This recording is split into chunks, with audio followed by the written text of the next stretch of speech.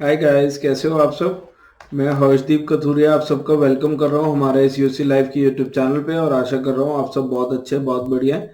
तो जैसे कि मैंने आपको बताया था, ये एक सीरीज चल रही है जहाँ पे हम प्रीवियस ईयर क्वेश्चंस कर रहे हैं। हम यहाँ पे प्रीवियस ईयर क्वेश्चंस पहले ही सीरीज से थोड़ा सा हटके कुछ इस प्रकार कर रहे हैं कि कुछ 4-5 टॉपिक हमने कर लिए थे, तो उसके अब मिक्स क्वेश्चंस कर रहे थे ताकि वो टॉपिक्स याद रहे, रिवाइज होते रहे। और आगे भी जब टॉपिक्स करेंगे तो वापस कुछ क्वेश्चंस इन टॉपिक्स के करते रहेंगे ताकि एक एक चैप्टर भी हम आगे बढ़ते जाएं और पुराना जो हम पढ़ रहे हैं वो भी हम रिवाइज करते जाएं। ठीक है, तो आज इस सीरीज का ये आखिरी क्लास है, मतलब हम मिक्स क्वेश्चंस यहाँ पे करेंगे।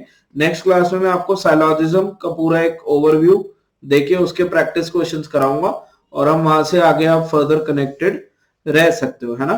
तो जो अभी तक इस सीरीज में अभी तक नहीं देखा है तो इससे पहले 2 क्लासेस हुई हैं, आप वो क्वेश्चन देख सकते हो। और इस क्लास को तो आप यहीं से देख सकते हो क्योंकि फ्रेश स्टार्ट है। रोज मैं क्लासेस अकॉर्डिंग लाता हूँ कि कोई बच्चा कहीं से भी शुरू कर रहा है तो वो पुराना साथ साथ देख सकता है, पर उस क्लास से भी कुछ ना कुछ पक्का सीख के जाएगा। ठीक है, जो बच्चे पहली बार जुड़े हैं तो आप मेरा यहाँ पे इंट्रोडक्शन पेज चेकआउट कर सकते हो। काफी अच्छा एक्सपीरियंस और एक्सपर्टीज रहा है। आप बिल्कुल यहाँ पे कनेक्टेड रह सकते हो ताकि आप हमारे, है ना, उस एक्सपीरियंस से सीख पाओ।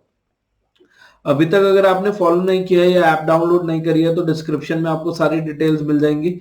आप टेलीग्राम चैनल हमारा फटाफट से ज्वाइन कर सकते हो जहाँ पे आपको सारी अपडेट्स नोटिफिकेशंस देखने को मिलते हैं। बड़ा अच्छा लगेगा अगर आप जल्द से जल्द वहां पे जुड़ते हो और कुछ भी डाउट क्वेरी है तो वहां पे आप अपनी पूछ पाओगे, हमारे साथ शेयर कर पाओगे।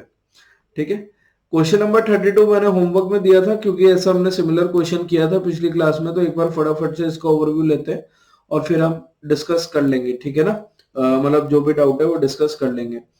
तो 32 में हमको देखो आई बॉट देम का कोड बताना था, क्योंकि आई बॉट देम में अगर मेरे को देम दिखना है तो 816 में से कोई एक नंबर, क्योंकि वी और लाइक का कोड नहीं है, होना चाहिए। अगर 816 में मैं देखूं तो सब में कोई ना कोई वर्ड एक आ रहा है, जैसे 6 इसमें, 1 इसमें है, 8 इसमें है, 1 इसमें है ना। तो मेरे को बाकी चेकआउट करना पड़ेगा।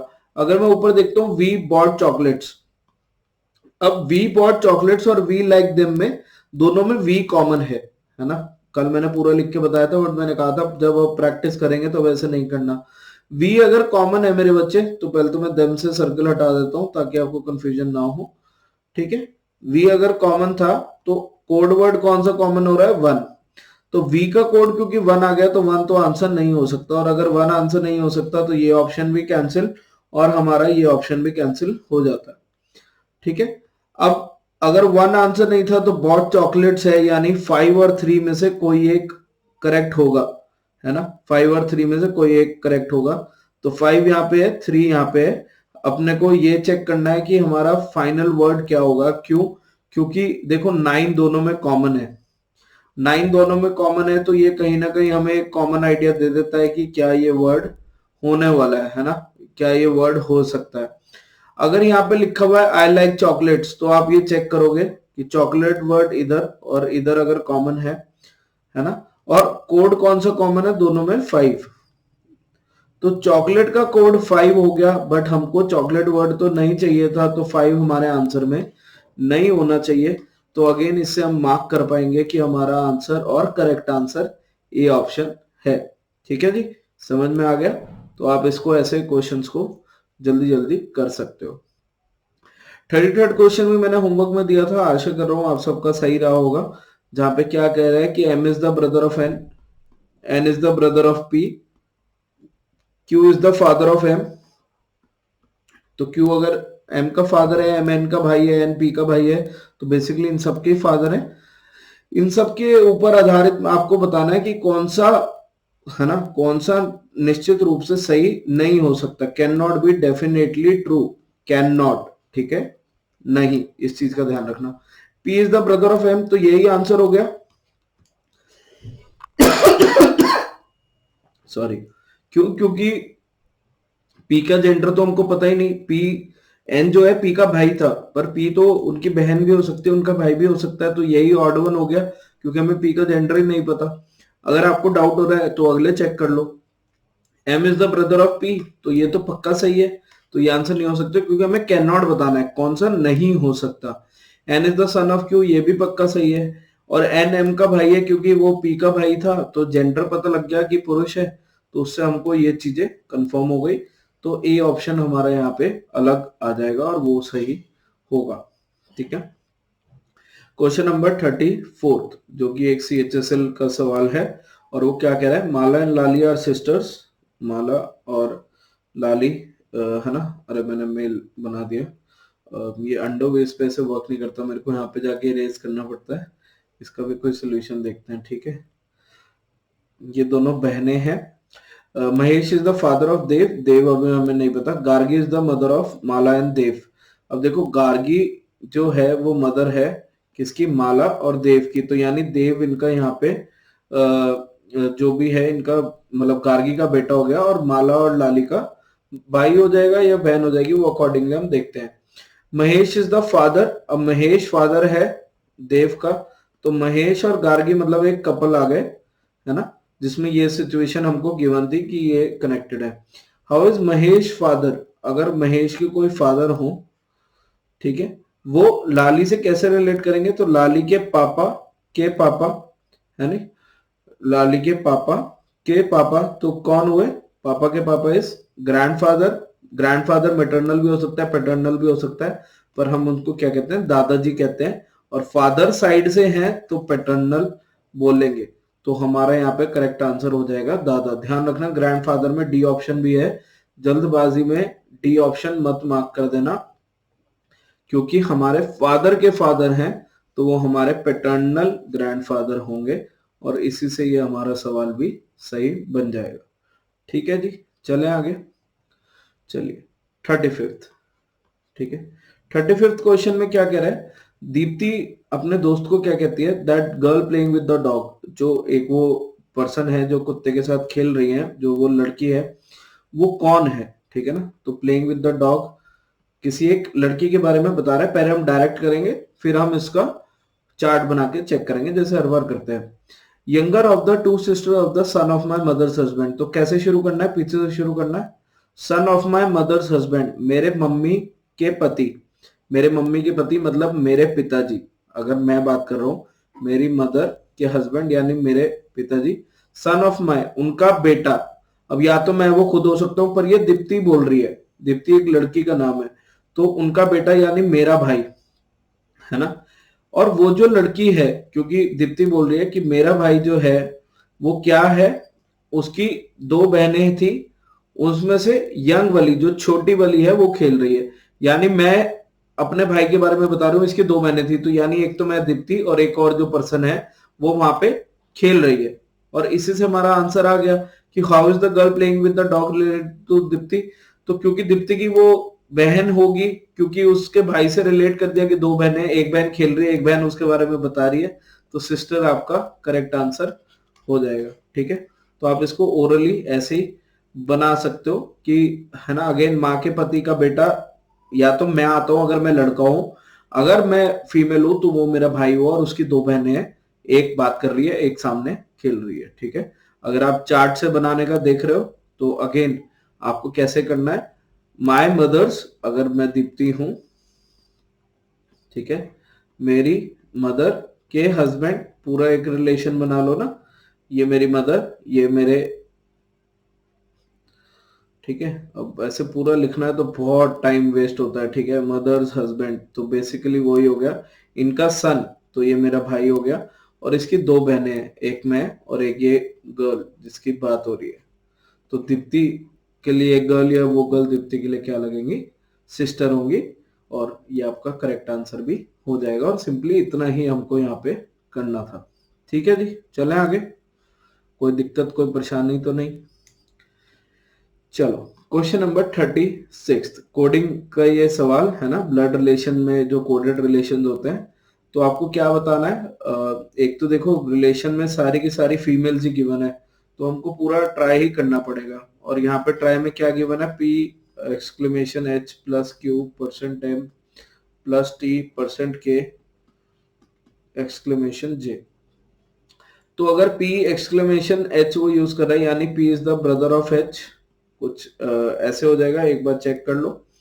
और क्या फिर कह रहा है H plus Q, H is the father of Q, Q percent M, percent का मतलब मेरे बच्चे क्या हो गया, Q is the sister of M, M plus T, M is the father of T, T percent K, T is the sister of K। अब Q related to J चाहिए। अब आखिरी पड़ाव पे हम पहुंच गए कि K एक्सक्लेमेशन J, यानी K is the brother of J। अब Q इसकी क्या रिलेट होंगे, देखो J के T के फादर थे M, और फादर की बहन है तो इनकी बुआ लगेंगी, ठीक है। इन्होंने यहाँ पे चाची लिखा हुआ है जो कि गलत है, पर पेटर्नल आंट इंग्लिश में सही लिखा हुआ है ना। तो पेटर्नल आंट का मतलब क्या होता है कि हमारे फादर की सिस्टर, है ना, उससे हम रिलेट करते हैं। और चाची के लिए भी हम यूज कर सकते हैं क्योंकि वहां से मैरिड कपल अगर गिवन है तो, बट यहाँ पे नहीं है।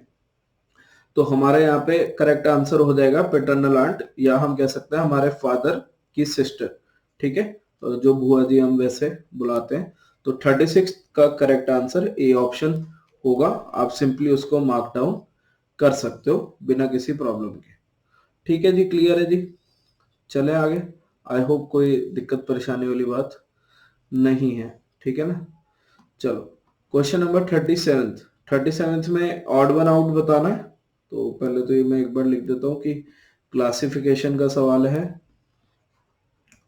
ना। कहीं पता चले आप लोग परेशान हो रहे हो कि करना क्या था सर, ये तो पता नहीं चल पा रहा। ठीक है, और अगले 3 4 5 सवाल कुछ इसी के ऊपर है, और फिर उसके बाद हम रिमेनिंग टाइप्स करेंगे। अगेन मैं यहाँ पे बीच में 1 मिनट लेके बताना या पूछना चाहूंगा, जो भी नेक्स्ट टॉपिक आप लोग चाह रहे हो, जैसे सिलोजिज्म तो मैं कर रहा हूँ क्योंकि क्लासेस जो टॉपिक्स हैं वो मैं अपने अकॉर्डिंग एक पैटर्न में पिक कर रहा हूँ। बट अगर आपको कोई लगता है कोई टॉपिक परेशान कर रहा है, जैसे बीच में कुछ बच्चों ने सेटिंग अरेंजमेंट कहा था तो हमने उसका प्रैक्टिस सेशन किया। अगर कोई भी टॉपिक आपको ऐसा लग रहा है जो हम चाहे वो कर भी चुके हैं, बट आपको लग रहा है कि सर और प्रैक्टिस चाहिए या इसमें और कुछ हेल्प आप कर सकते हो, तो प्लीज वो कमेंट में बताया करो, है ना। अगर आपके सारे तैयारी अच्छे से चल रही है तो आप वो बताया करो। आपको है कि क्लॉक कैलेंडर का सर थोड़े से हम प्रैक्टिस सेशन कर सकते हैं, क्योंकि वो टॉपिक ना थोड़ा सा परेशान करता है अगर आपने बेसिक से नहीं पढ़ा हुआ, है ना। कुछ बच्चे बस फॉर्मूले से समझ के कर लेते हैं तो वो थोड़ा सा परेशान करता है। बट एक बार अगर आप मेरे साथ पढ़ लोगे तो मैं गारंटी दे रहा हूँ कि आपको उनसे आसान कोई चैप्टर लगेगा ही नहीं। और क्लॉक तो वैसे ही 40 से 50 सवाल टोटल बनते हैं जो आपके लेवल पे आ सकते हैं या आएंगे। एसएससी तो बहुत ही कम पूछता है, ठीक है, सिंपल सिंपल सवाल ही पूछता है। अगर फॉल्टी क्लॉक पूछे तो थोड़ी मेहनत करनी पड़ती है। बट अगर आपको डाउट आ रहा है तो मैं हेल्प तभी कर पाऊंगा अगर आप वो डिस्कस करोगे, और बिल्कुल एक फैमिली की तरह, एक सीनियर की तरह आप मेरे को बस एक डाउट अपना भेजो, प्रॉब्लम भेजो, सोल्यूशन हम खुद आपको, बल्कि पूरी टीम इस चीज पे वर्कआउट करती है कि आपका जो ये सीखने का प्रोसेस है ये बिल्कुल एरर फ्री होना चाहिए, मजेदार होना चाहिए। तो आप बिल्कुल हमसे इंटरेक्ट कर सकते हो, आप कमेंट के जरिए या टेलीग्राम के जरिए बिल्कुल कनेक्ट करिएगा। परेशान होने की बिल्कुल भी जरूरत नहीं है, ठीक है ना। इस चीज का ध्यान रखना। चलो जी, 37 क्वेश्चन में क्या ऑड वन आउट हमको निकालना था। तो D E E F F F 3 F आ रहे हैं, है ना। बट यहाँ पे क्या हो रहा है, ये 2 कैपिटल है, ये स्मॉल है। यहाँ पे 3 W आ रहे हैं, 2 कैपिटल है, ये स्मॉल है। यहाँ पे 3 O आ रहे हैं, ये 2 कैपिटल है, ये स्मॉल है। और यहाँ भी RR, अरे पिक्चर का नाम नहीं लेना, यहाँ भी ये सेम सिचुएशन ही है। अगर अब मैं और चेक करने जाऊं ना तो नंबर ऑफ लेटर से ही वैसे पता लग गया कि ये अलग है। क्यों? क्योंकि इसमें देखो D एक बार है, फिर 2 E है, फिर 3 F है। बाकियों में U एक बार है, V 2 बार है, W 3 बार है ना। एक बार चेक करो इसमें क्या हो रहा है कि M N, एक बार चेक करो, M एक बार है, N 2 बार है, O 3 बार है। अब यहाँ पे अगर मैं चेक करूं कि P Q 2 बार 3 बार, ये भी नहीं वर्कआउट किया। पर नंबर ऑफ लेटर से मैंने क्यों कहा, क्योंकि जो भी सबसे बड़ा लेटर आ रहा है सेकंड पार्ट में वो पहले कैपिटल नहीं है, वो पहले स्मॉल है। यहाँ पे आप चेक करो, छोटा V स्मॉल है, छोटा Q स्मॉल वाला है ना, छोटा N है। तो यहाँ पे कैपिटल E कैसे आ गया? तो नंबर से वो पहले ही दिख गया कि सेकंड नंबर वाला, है ना, सेकंड अल्फाबेट जो सेकंड आ रहा था बाएं से लेफ्ट से वो कैपिटल है, बाकी सब में स्मॉल है, बाकी सब तो सेम चल रहा है। तो इस आधार पे हमको इसको अलग बताना था और अलग बताना है, ठीक है। क्वेश्चन नंबर 38, ये वाले सवाल बहुत ही इंटरेस्टिंग होते हैं। ठीक है। अगेन यूजुअली बच्चे इनको, मैं शायद ये रिपीट भी ना कर रहा हूँ क्वेश्चन, क्योंकि है ना इसका इंपॉर्टेंस अभी आगे मैं दिखाऊंगा कि कैसे आती है।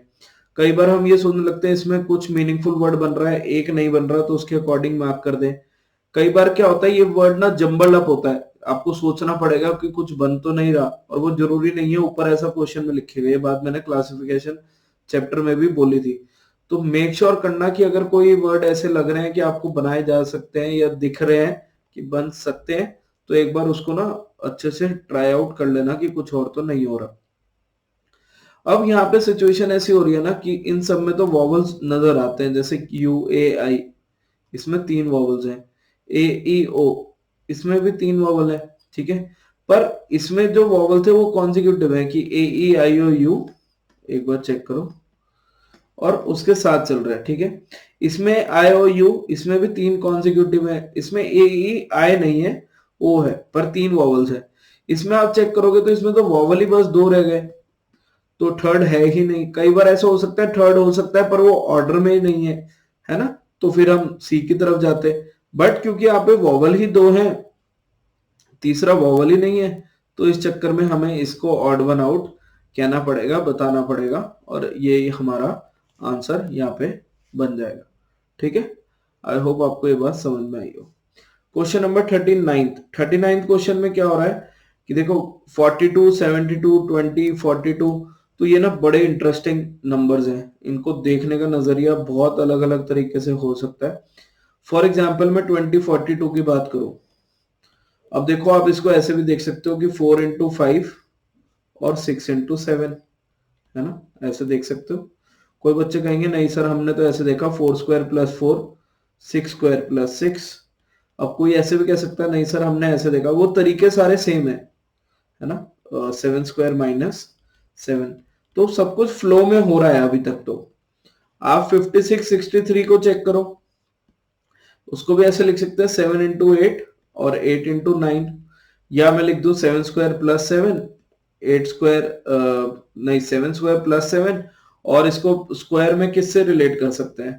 अगर मैं 63 की बात करूं, किसी से नहीं हो पा रहा 63 को, है ना, तो यहाँ पे कुछ कुछ फॉल्ट ऐसा लग रहा है कि है। और कैसे लिख सकते हैं 8² - 8, और अगेन 63 का कोई एक तरीका अभी तो नहीं मिल पा रहा, ठीक है। हम और नंबर चेक करते हैं 132, 182, क्योंकि 63 को स्क्वायर से रिलेट करना है, कम में माइनस में लेके आना है, तो 8² - 1 होगा। तो इन सब में 2 के गैप आ रहे हैं, है ना, ये एक कॉन्जिक्यूटिव आ रहा है वो यहाँ नहीं बन रहा। तो अगला चेक करते हैं, ये 11 into 12, आई होप आपसे रिलेट हो रहा होगा। और 13 into कितना बनेगा, अगर मैं इसको चेक करने का देखूं कि 11 into 12 और 13 से क्या डिवाइड होता है, 13 कम 13 और 52, 14, है ना, तो बिल्कुल हो रहा है। तो ये 11² + 11, एक बार चेक कर लो, 13² + 13, बात तो वही है ना। 12² - 12, या 14² - 14, तो ये भी रिलेट हुआ, यानी कुछ गड़बड़ यही थी। इन दोनों में सिमिलैरिटी मिल गई, यहाँ पे नहीं मिल रही थी, 63 का तोड़ नहीं मिल रहा था। अगर क्रॉस चेक करना है तो ये भी कर लो, 42 into 72 कितना हुआ, 6 into 7, 6 into 7, और ये कितना हुआ 8 into 9, 6² + 6। ये मैं 3 तरीके लिख रहा हूँ, आपने पेपर में एक सोचना था, ठीक है। ये तो मैं आपको बताना चाह रहा हूं कि ऐसे आप कितने सारे तरीकों से सोच सकते हो, अगर दिमाग में ये सब नंबर अच्छे से फिट है तो। एक नंबर को देखने के कितने तरीके हैं ये आप चेकआउट कर सकते हो, ठीक है ना। तो यहां से पता लग गया कि इसको नहीं हम ब्रेक करके लिख पा रहे, बाकी सबको हम ब्रेक करके लिख पा रहे थे, तो ये हमारा ऑड वन आउट हो जाएगा। और सिंपली हमको यहाँ पे इसी को मार्क आउट करना है, ठीक है ना। चलो 1 मिनट दीजिएगा, राइटिंग पैड को हम एडजस्ट कर लेते हैं। चलो क्वेश्चन नंबर 40 में मेरे ख्याल से नंबर स्ट्रेट फॉरवर्ड ही है, कोई दिक्कत वाली बात नहीं है। ये 14 है, ये 11, तो 3 कम होता दिख रहा है, 22 और 21, तो पहले -3 हुआ, फिर -1 हुआ, ये 8 और ये 11, तो +3 हुआ। ऐसे इसमें चेक कर लेते हैं 3 और 1, है ना, 3 और 1 में -2 हो रहा है, एक बार चेक कर लो। 23 और यहाँ पे हमारा 22 तो -1 हो रहा है। ये 24 और 26 तो ये +2 हो रहा है। तो 2 माइनस और फिर फर्स्ट वाला नंबर ही प्लस, यहाँ पे ये सिचुएशन है। ठीक है, यहाँ पे 18 और 15 एक बार चेक करो, 5 और 4, 1 और 4, तो क्या 18 से 15 -3, फिर 5 से 4 -1, 1 से 4 +3। अब ये देखो ए और सी में सिमिलैरिटी आ गई, तो पूरे पूरे चांसेस बन जाते हैं कि शायद बी वाला हमारा ऑड वन आउट टर्म होगा। ठीक है, अब डी को आपने कैसे चेक करना है कि ये 20 है, ये 17 है, एक बार चेक करो। 20 से 17 क्या -3 नहीं हो गया? ये 24 है, ये 23 है, तो ये -1 हो गया, और ये 2 है, ये 5 है, तो ये +3 हो गया। तो इसमें भी सेम पैटर्न चल रहा था। बी में फ्लो तो सही है पर नंबर चेंज हो गए। अगर कई बार होता है कि एक में -4 -1 +4 हो रहा है, एक में कुछ और ही चल रहा है, तो हम फिर सोचते हैं कि वो कुछ और वाला ही अलग है। पर यहाँ पे बाकी तीनों में सेम चीजें माइनस हो रही है, बी में नंबर ही अलग प्लस माइनस हो रहा है, तो बी हमारा यहाँ पे ऑड वन आउट हो जाएगा। ठीक है जी, क्लियर है। चलो 41st क्वेश्चन की ओर बढ़ते हैं, जहां पे क्या कह रहा है कि 17 से 1 और 2, तो ये गुना 6 दिखा और ये गुना 2, ये तो आसान ही लग रहा है सवाल। ये भी इंटू 6 इंटू 2, ये इंटू 6 हो रहा है क्या 120 और 36 बिल्कुल हो रहा है, और ये इंटू 2 तो बस यही रह गया। अगर मैं इसको इंटू 6 करूं तो बिल्कुल नहीं बनेगा, 84 चाहिए था, तो ये हमारा ऑड वन आउट हो गया, क्योंकि इंटू 2 तो हो रहा है बट ये यहाँ पे प्रॉब्लम आ गई इन दोनों में, है ना, तो ये हमारा ऑड वन आउट हो जाएगा। ठीक है, क्वेश्चन नंबर 42। अब देखो ये वो सवाल है जिसकी मैं चर्चा क्लासिफिकेशन से कर रहा था और मैंने कहा था पक्का कराऊंगा। मैंने आज एक वो क्वेश्चन शायद रिपीट भी किया पहले जो करवा रखे हैं कि इस क्वेश्चन पे आ पाए। अब इस क्वेश्चन पे आके ना क्या होता है, जब ये बच्चा ऐसे देख लेता है सवाल, वो वॉवल ही ढूंढने लगता है कि कुछ अटपटे वर्ड है। कि अगर मैं कलर चेंज करूं पहले तो एक बार, कि इसमें 2 वॉवल है, ठीक है, इसमें 3 वॉवल है ए आई और ई, इसमें कितने वॉवल हैं? इसमें भी 2 वॉवल हैं, एक बार चेक कर लो, और तो कोई वॉवल नहीं है। इसमें कितने वॉवल हैं? 2। तो वो पर्सन मार्क कराता है ये कि बाकी सब में 2 2 वॉवल है, इसमें 3 है, और यहां हो जाती है गलती। क्योंकि ना यही तो स्टाइल है ना एग्जामिनर का कि कई बार वो सवाल होगा कुछ अलग टाइप का जो लगता सेम ही है। तो मैंने क्या कहा था, नंबर को अच्छे से देख लेना, वो कहीं कुछ बन ना रहे हो। तो जब आप इन्हें बनाने का देखोगे ना, तो ये आपका बार्ले शब्द बनाएगा, है ना, वीट, बार्ले, मेज, ये सब आपने पढ़े होंगे, है ना, गेहूं, और इन सब से आप रिलेट कर सकते हो, मक्का और ये सब कुछ, है ना। चलो ये हो गया वीट, और जब डी को मैं स्विच करता हूँ ना, चेंज करता हूँ, तो वो बनता है कैश्यू, है ना, काजू। तो ये हमारा ऑड वन आउट हो गया, क्योंकि बाकी सारे हमारे फूड क्रॉप्स आ रहे हैं, डी हमारा ड्राई फ्रूट के रेंज में आ गया, तो ये हमारा अलग आंसर हो जाएगा। और यही वो सवाल है जो यूजुअली बच्चों को परेशान कर देता है। प्लीज जब भी ऐसे शब्द आए तो एक बार उनको ट्राई करना कि जंबल अप को सॉल्व करके आप कोई मीनिंगफुल वर्ड बना सकते हो क्या। अगर वो मीनिंगफुल वर्ड बन रहा है तो एक बार उसको क्रॉस चेक जरूर कर लेना। ठीक है, बस यही सलाह है हमारी। तो 43rd क्वेश्चन की अगर मैं और चलूं, तो देखो यहाँ पे ये बहुत हेल्प मिल रहा है। 64 8 का स्क्वायर है, और ये 16 अगर मैं 8 से देखूं तो 8 इंटू 2 है ना। 169 किसी का स्क्वायर ही नहीं है, 168 क्यों? क्योंकि 81 भी 9 का स्क्वायर है, और यहाँ पे 9 इंटू 2 है। यहाँ पे 17 का स्क्वायर है, तो ये 17 इंटू 2 है, तो ये तो काफी इजी क्वेश्चन हो जाता है कि ये अलग होगा। और ये 13 इंटू 2 दिख भी रहा है, तो यहाँ पे 13 का स्क्वायर 169 आना था, गलती यहाँ पे है, हमको ये भी पता लग गई। ठीक है जी, चलें आगे। चलो 44th हमारी इंग्लिश वोकेबलरी, हमारी कितनी जनरल अंडरस्टैंडिंग है उससे पता लगता है। ऑथेंटिक मतलब कि कोई सही चीज है ना, कोई कॉपी नहीं है, है ना, उस चीज को हम ऑथेंटिक कहते हैं। जेन्युइन भी अगेन की जो असलियत के रिलेटेड चीज हो, जेन्युइन चीज हो, उसको बोलते हैं। स्पेरियस का मतलब फेक या नकली, जिसको यहाँ जाली भी लिखा हुआ है ना, तो स्परियस फेक, क्योंकि ऑथेंटिक और जेन्युइन का मतलब दोनों को ये था सही और ओरिजिनल चीज। स्परियस यहाँ पे खुद ही चेंज हो गया क्योंकि उसका मतलब फेक होता है। बोनाफाइड भी हो गया कि ये चीज बोनाफाइड है जी, मतलब ऑथेंटिक है, असली है, बढ़िया है ना। तो आप वहां से रिलेट करोगे और स्परियस को है ना ऑड वन आउट मार्क कर दोगे। 45th क्वेश्चन की अगर मैं बात करूं मेरे बच्चे, तो 176 देखो, ये सवाल आसान क्यों बन जाता है, क्योंकि इसने नंबर्स इतने प्यारे दे दिए।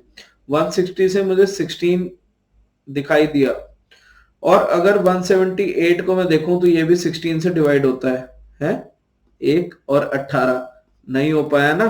क्यों? क्योंकि 176 जो हो रहा है 16 वन जा और ये फिर वन जा, तो ये भी हो गया, और ये तो 16 फाइव जा होता ही है। तो थोड़ा सा ध्यान रखना है कि क्या हम 16 का मल्टीपल देख रहे हैं, तो 78 में 3 जा तो नहीं जा रहे। क्यों? क्योंकि वो 11 जा यहाँ पे कट हो गया।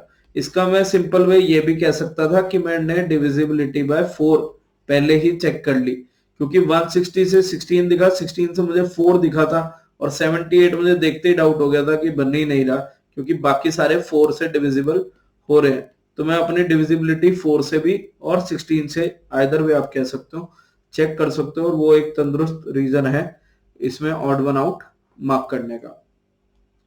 ठीक है जी। सवाल नंबर 46 सवाल में देखो, ऑड वन आउट बताना है, 7 एक जैसे हैं, सिलेक्ट द ऑड वन। तो ये सब पढ़ने की जरूरत नहीं है, क्योंकि ऑड वन है तो बस ये पढ़ो कि माउस, ठीक है, एक आपका इनपुट डिवाइस है, प्रिंटर आउटपुट डिवाइस है, मॉनिटर आउटपुट डिवाइस है, पर विंडोज, अब इनपुट आउटपुट की बात नहीं रही, विंडोज सॉफ्टवेयर आ गया, बाकी सारे हार्डवेयर आ गए, तो विंडोज आपका अलग आंसर हो जाएगा, सही आंसर हो जाएगा। तो आप इसको इस अकॉर्डिंग सोच सकते हो, ठीक है ना। 47th आसान है। RST एक ऑर्डर में, दाएं से बाएं अगर हम जाए, राइट टू लेफ्ट एक ऑर्डर में है।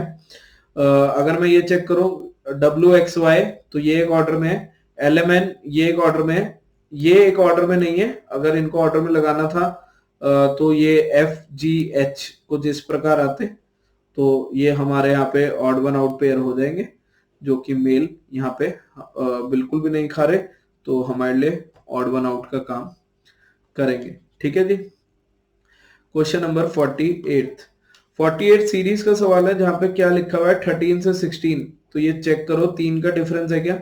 अब माइनस में एक्चुअली जाओगे ना, तो -13 + 16, तो वैसे 19 जोड़ने पे, 19 भी नहीं, 13 और 16 29 जोड़ने पे आएगा। बट क्योंकि सीरीज का फ्लो देखो कि यहाँ पे 3 का गैप है, ये 4 का गैप है 16 और 20 में, ये 5 का गैप है, ये 6 का गैप है, तो मेरे बच्चे एक बार माइनस, एक बार प्लस, फिर माइनस, फिर प्लस, फिर माइनस, तो यहाँ पे प्लस में आंसर आपने देखना है। पहले 3 जोड़ रहा है, फिर 4, फिर 5, फिर 6, फिर 7, तो जैसे आप 7 जोड़ोगे 38 आपका यहाँ पे आंसर आ जाएगा। और 38 में -38 नहीं मार्क कर देना, क्योंकि ऑल्टरनेटिवली चल रहा है, तो सी करेक्ट आंसर हो जाएगा, और ये आप उसको मार्क डाउन कर सकते हो। ठीक है, मेरे ख्याल से इजी क्वेश्चन था, कोई इतनी मुश्किल वाली बात यहाँ नहीं थी। अगर मैं 49th क्वेश्चन की बात करूं, तो यहाँ पे क्या कह रहा है, A से C, यानी 1, 3, 5, और फिर यहाँ पे आना चाहिए 7, तो G होगा, G हर जगह ही है। 26, 22, अगर आप यहाँ पे ध्यान दो, 26, 22 माइनस हो रहा है, फिर प्लस हो रहा है, तो यानी अब हमको ये चेक करना है कि अरे ये जो सिचुएशन बन रही है कि ये कहां से बन रही है, कि एक तो अगला नंबर कौन सा आएगा और यहाँ पे कौन सा नंबर चल रहा है, क्योंकि या तो माइनस हो रहा है या प्लस हो रहा है ना। फिर यहाँ पे Z से B मुझे चला, अरे +2 तो लेके चलते हैं ना, D भी +2 लेके चलते हैं, तो यहाँ भी +2 ही करना है, तो G में +2 करते ही F हो जाएगा। क्योंकि हमारा माइंड वो लेके चलता है कि A से Z से करें, C से B करें, प्लस माइनस जाए, तो आप एक एक देखो, वो Z से B पीछे की तरफ जाने से बेटर है कि आप आगे की तरफ ही चलो, मतलब लेफ्ट से राइट ही चलो। ठीक है, तो सब में +2 हो रहा है, तो G और F आ गया। G से अगला चेक करेंगे तो आएगा, और F से अगला चेक करेंगे तो H आएगा। तो GFIH ना इस ऑप्शन में है, ना इस ऑप्शन में है, ना इस ऑप्शन में है। इससे हमें पता लग गया कि हमारा करेक्ट आंसर ये ऑप्शन है। या मैं नंबर से अगर चेक करने का देखूं, तो ये मुझे क्लियर कट दिख रहा है कि A और Z का नंबर अगर मैं जोड़ू तो 27 आ रहा है, 3 और 2 इनके नंबर में जोड़ू तो 5 आ रहा है, 4 और 5 में जोड़ू तो ये आ रहा है। तो G और F, G होता है 7, F होता है 6, तो 7 और 6 में जोड़ूंगा तो 13 आएगा। ये आंसर हो गया, आप वो चेक कर लो। ये हो गया 9, ये हो गया 8, तो 9 और 8 17 होगा। तो उसके अकॉर्डिंग ये हमारा करेक्ट आंसर बन गया। ठीक है, और आप इसके अकॉर्डिंग इसको मार्क कर सकते थे। ठीक है जी। सवाल नंबर 50। तो सवाल नंबर 50 आज का होमवर्क सवाल करते हैं। ठीक है, इनफैक्ट आप 50, 51 और 52 मेरे ख्याल से ये तीनों सवाल को आप होमवर्क में अच्छे से ट्राई करो। पॉज करके आप देख सकते हो, और फिर इसका हम वेट करेंगे कि आप कमेंट में आंसर दो। मैं रिवर्ट करता हूँ किस किस का सही है, क्या सिचुएशन है। ठीक है, चलो। तो किसी को कुछ भी अभी डाउट क्वेरी है तो सबसे पहले कमेंट में बताया करो, इंटरेक्ट किया करो।